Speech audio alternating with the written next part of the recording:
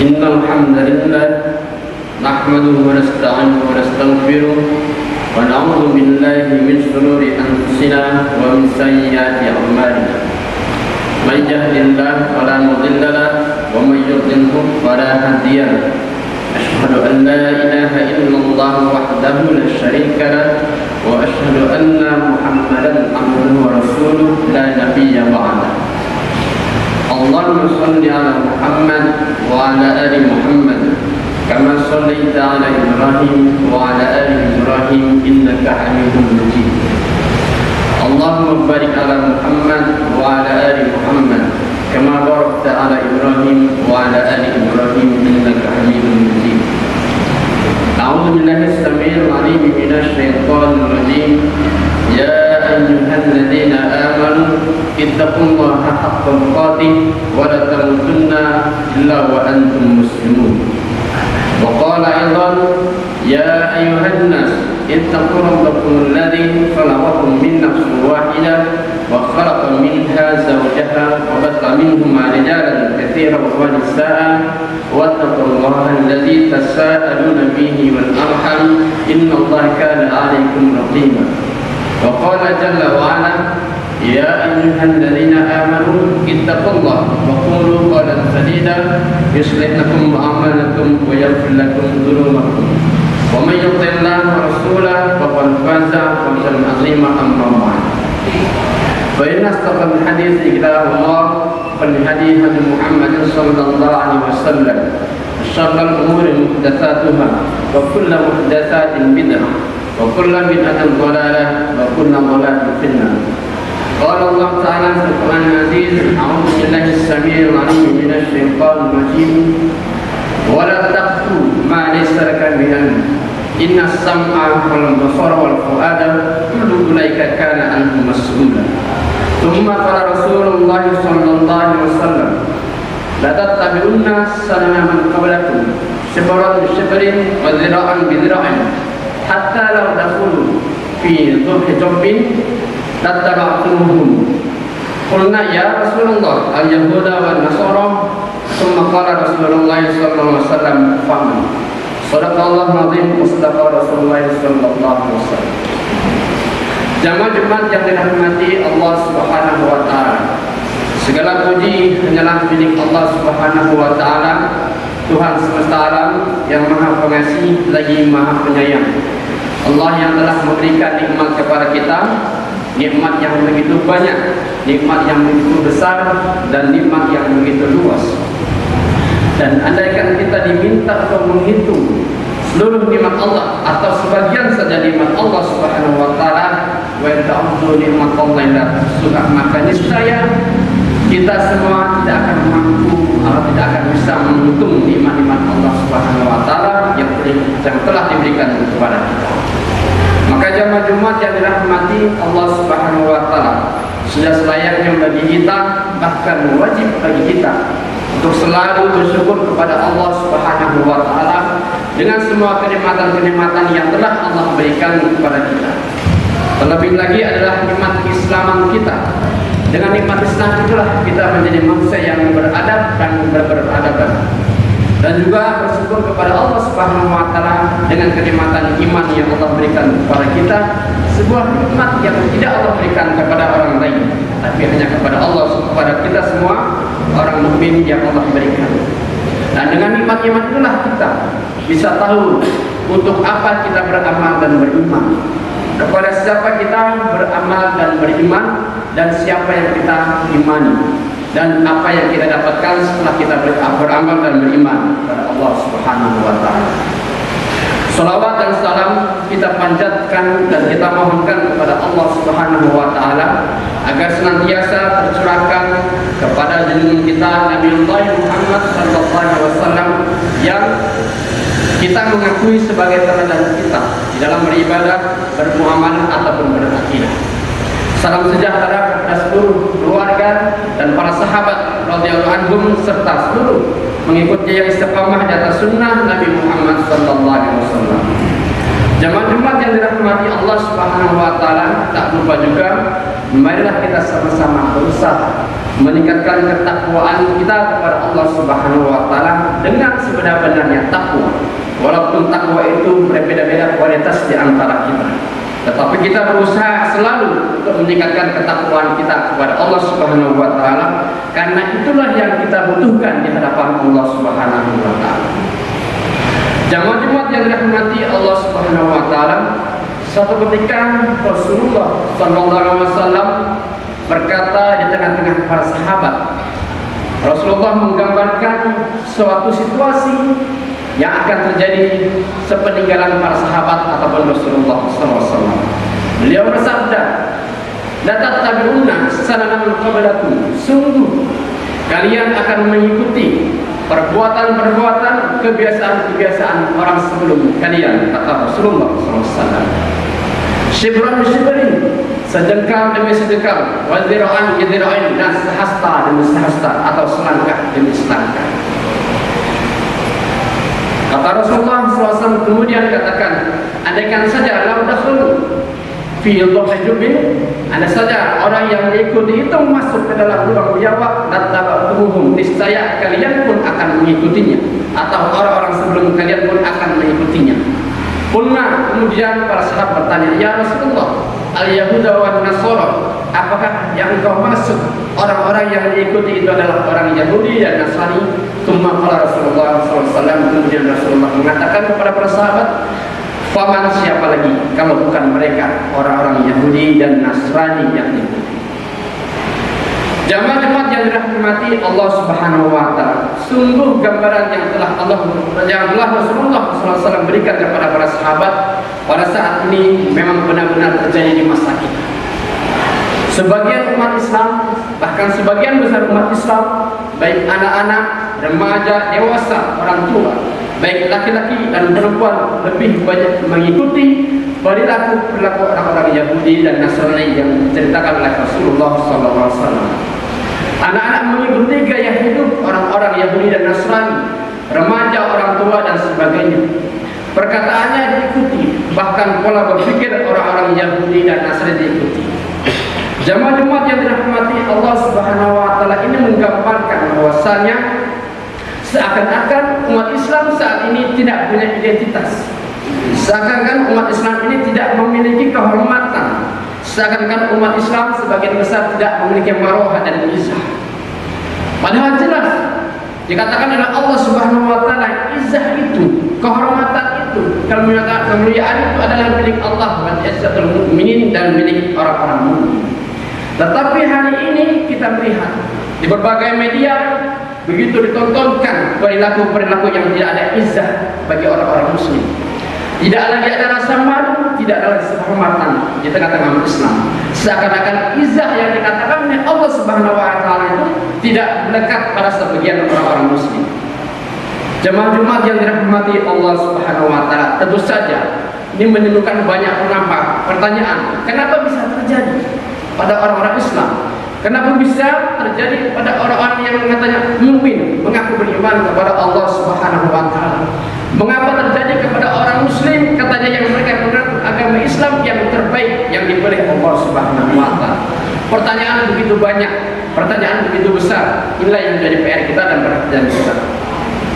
Maka jemaah yang dirahmati Allah Subhanahu wa taala, Al-Khatib ingin sedikit menyampaikan sebagai bahan pertimbangan dan bahan renungan bagi kita, bahwasanya hari ini sebenarnya kalau kita mau mengakui, kalau kita mau jujur, dan kita tidak boleh naif dan menafikan bahwasanya kita berada dalam posisi yang bermasalah di dalam tubuh internal orang-orang muslim.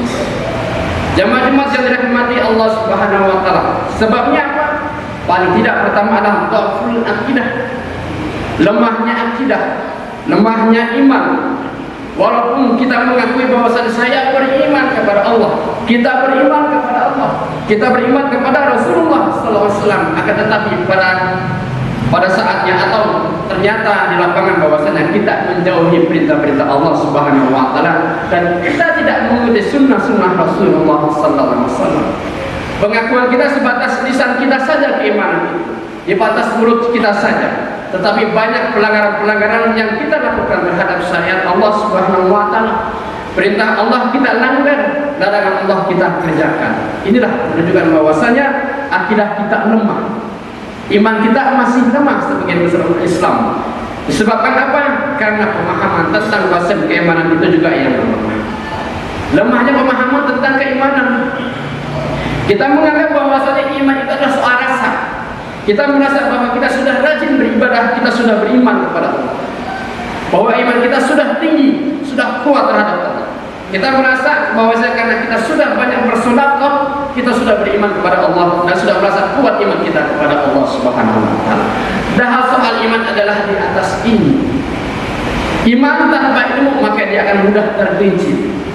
Berapa banyak orang yang beramal begitu banyak, rajin ibadahnya, rajin sholatnya, bahkan rajin sedekahnya, tetapi imannya bisa tergelincir, bisa murtad, bisa keluar dari Islam, bisa menjadi kafir. Bukan soal rasa, karena soal rasa itu bisa bertambah dan berkurang.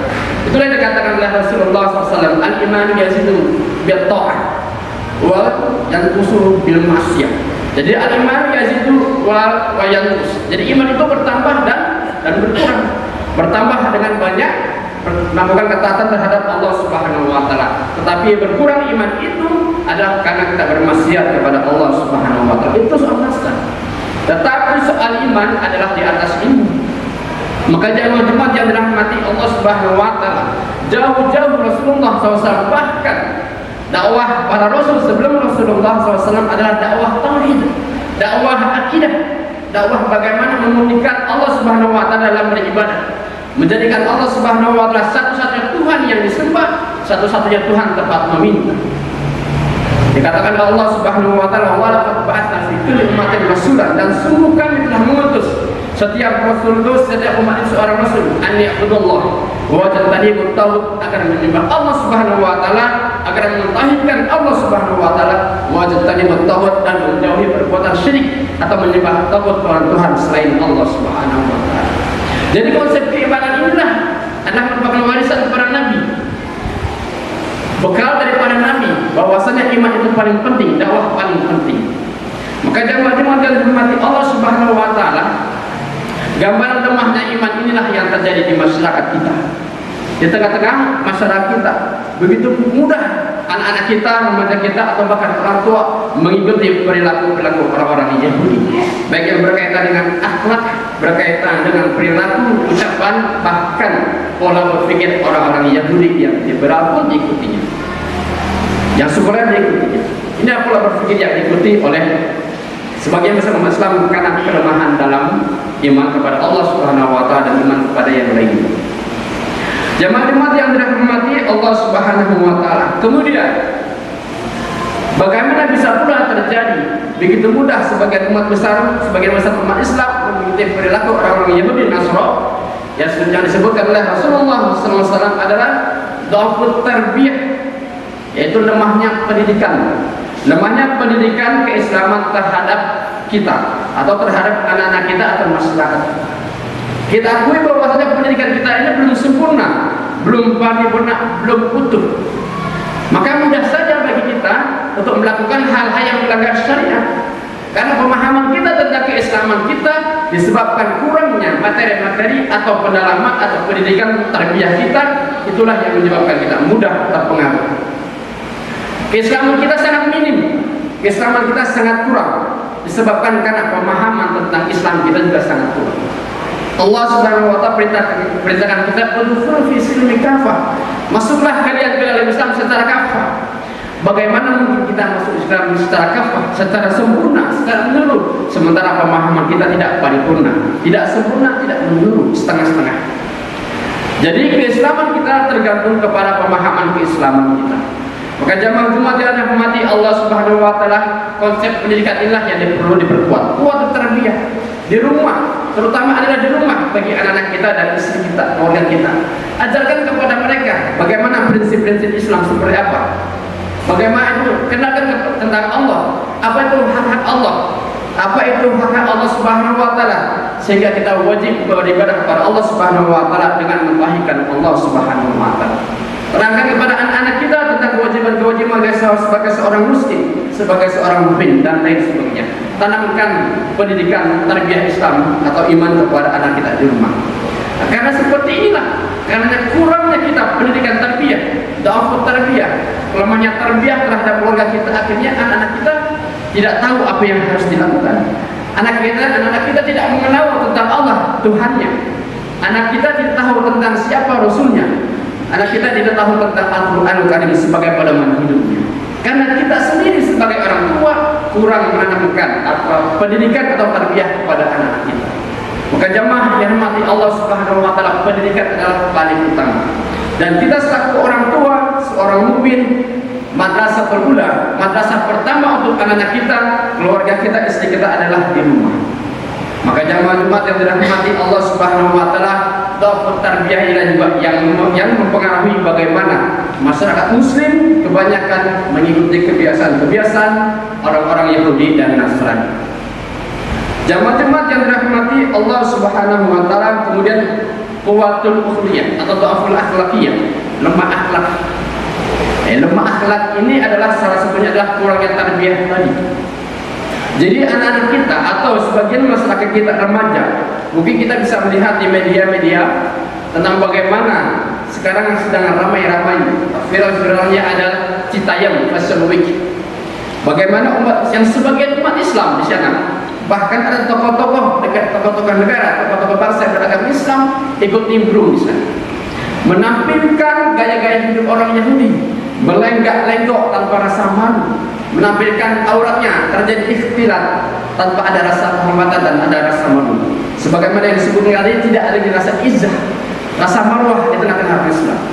Jadi akhlaknya orang-orang Yahudi ikuti, akhlaknya orang Nasrani ikuti. Padahal Rasulullah Allah Subhanahu wa taala sudah melarang, la taqfu ma laysa laka bi'ilm. Jangan kalian ikuti sesuatu yang kalian tidak tahu tentang itu. Allah sudah melarang, tetapi kita bisa mengikuti lemahnya pendidikan akhlak di tengah-tengah masyarakat. Kemudian pembiaran dengan siapa anak-anak kita bergaul, dengan siapa anak-anak kita berteman, dengan siapa anak-anak kita bermain. Kalau kita melakukan pembiaran terhadap anak-anak kita, bergaul dengan anak-anak yang tidak bagus, yang akhlaknya buruk, maka dijamin anak kita pun akhlaknya buruk.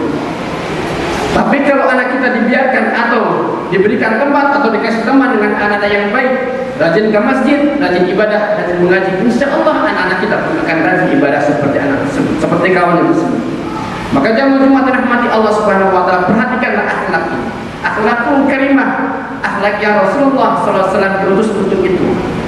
Innama bu'itsu liutammima makarim akhlak. Sesungguhnya aku ini diutus, kata Rasulullah SAW, liutammima makarim akhlak, untuk menyempurnakan akhlak.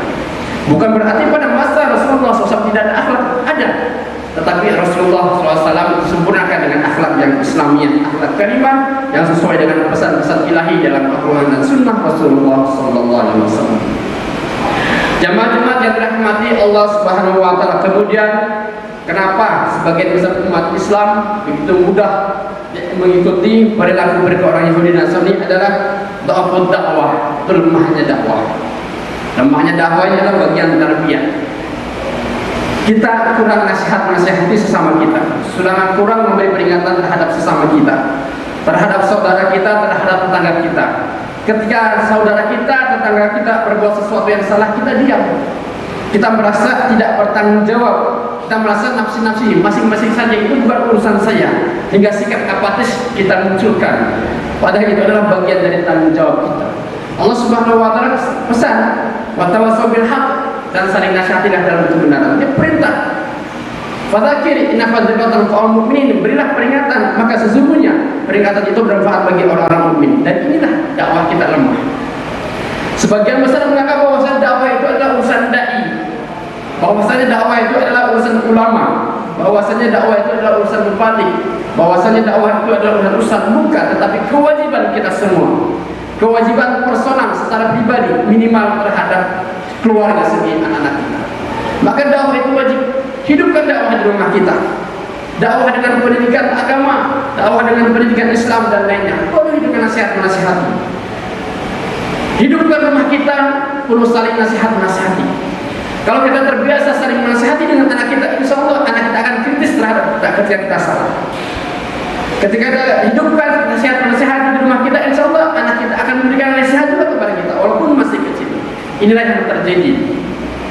Jamaah Jumat yang dirahmati Allah Subhanahu wa taala, kembali bahwasanya dakwah itu adalah urusan kita semua, bukan cuma urusan para dai, bukan cuma urusan para ustadz dan lain sebagainya. Maka sesungguhnya itu adalah fardhu ain sesuai dengan kemampuan kita dan kapasitas keilmuan kita.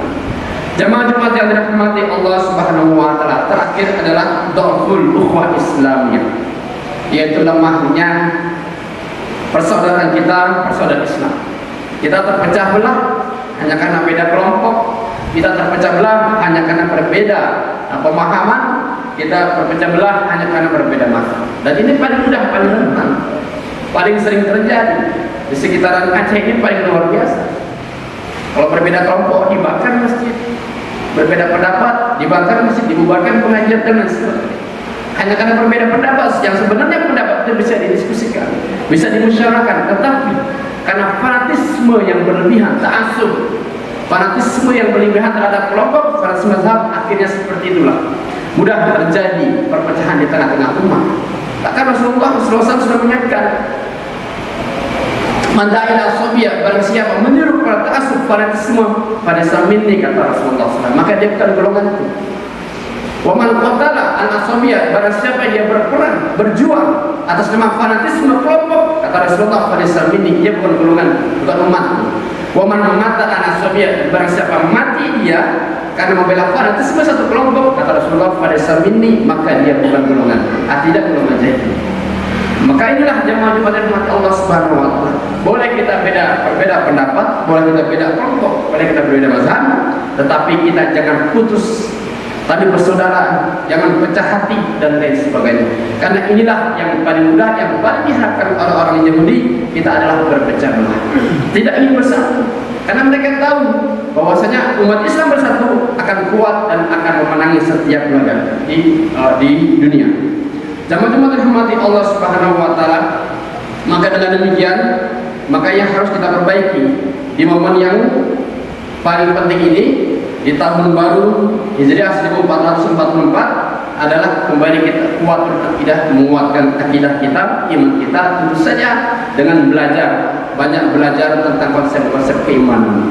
Iman kepada Allah Subhanahu wa taala, iman kepada kitab-kitab Allah, iman kepada Rasulullah, beriman kepada malaikat Allah, iman kepada takdir baik dan buruk.